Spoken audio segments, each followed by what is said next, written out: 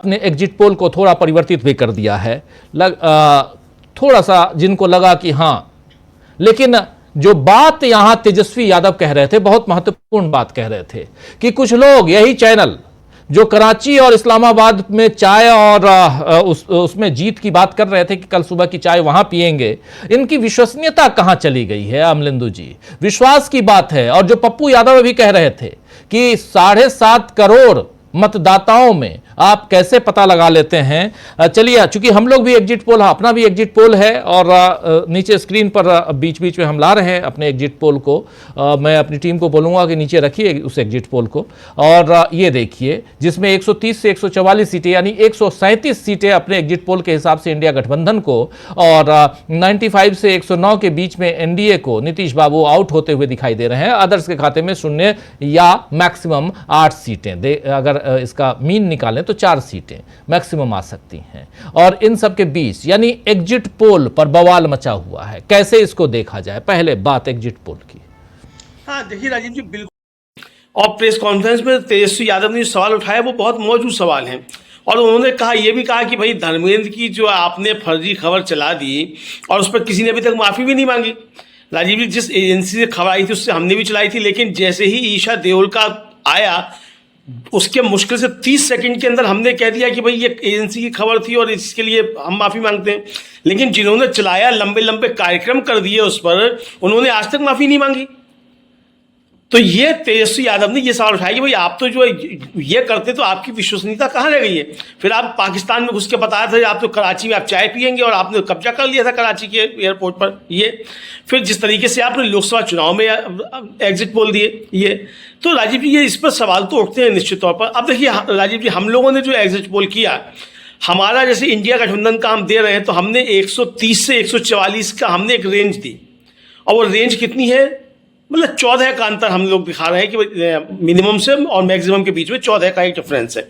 इसी तरीके से एनडीए को 95 से 109 का, लगभग 10 का मान लीजिए, मतलब 10% का एक हम माइनस प्लस लेकर चल रहे हैं। लेकिन औरों के जो आ रहे हैं वो आप देखिए कि 100, एक तब बता रहे हैं, एक एनडीए जो है वो 115 से लेके और 144 तक चला जाएगा। अरे भाई, कहीं तो रुक जाओ, कहीं तो थमो भाई। इतना तो अगर आपने किया है एग्जिट पोल तो इतना अंतर तो नहीं होना चाहिए कि आप ये अंदाजा नहीं लगा पाए कि भाई आपका 25% का आप जो है माइनस प्लस लेकर चल रहे हैं। ऐसा कहीं हुआ करता है क्या?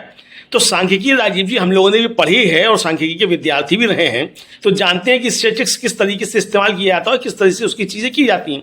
तो ये उनको लेकर सवाल उठाए। और जो आज तेजस्वी ने आरोप लगाए, बहुत गंभीर आरोप थे और मुझे लगता है कि वो आरोप सही भी हैं। जैसे उन्होंने कहा कि भाई कोई नहीं करता और जाकर ऊपर से महामानव के यहाँ से पर्ची आ जाती है या अमित शाह पर्ची भेज देते हैं और वो चला दिए जाते हैं।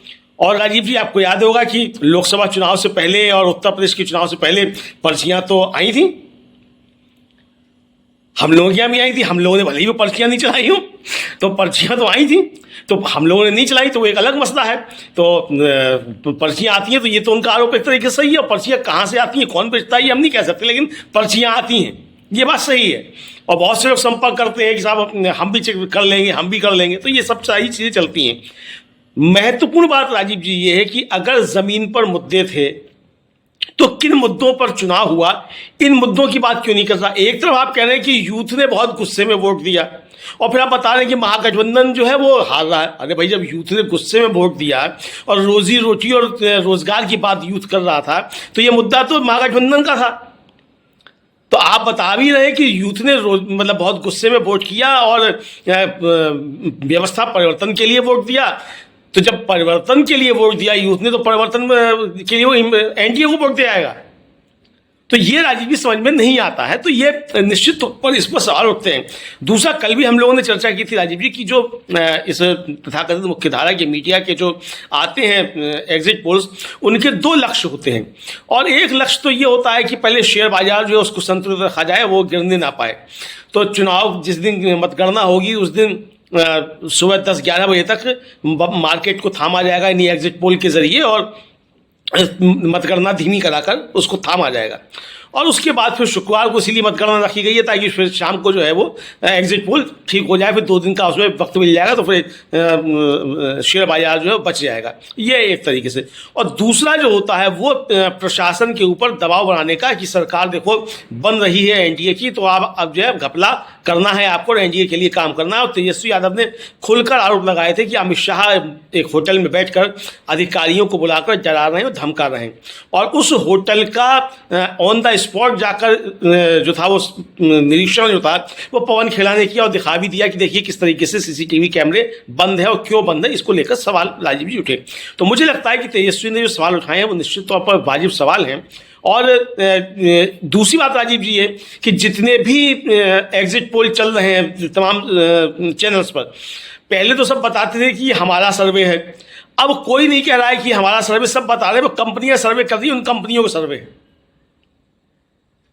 तो ये अंतर जो है, तो ये और जो आपने बताया कि बदलना शुरू हो गए हैं, तो निश्चित तौर पर बदलना शुरू हो गए। मुझे लगता है कल तक और भी बदलेंगे। और एक साहब ने जो आज किया है एग्जिट पोल, कल की बजाय आज किया है, उन्होंने भी राजीव जी बिल्कुल नेक टू नेक एक तरीके से फाइट दिखाई है। तो अगर ये नेक टू नेक लगभग फाइट दिखा रहे हैं तो आप समझ सकते हैं कि असली मसला क्या है। जी राजीव।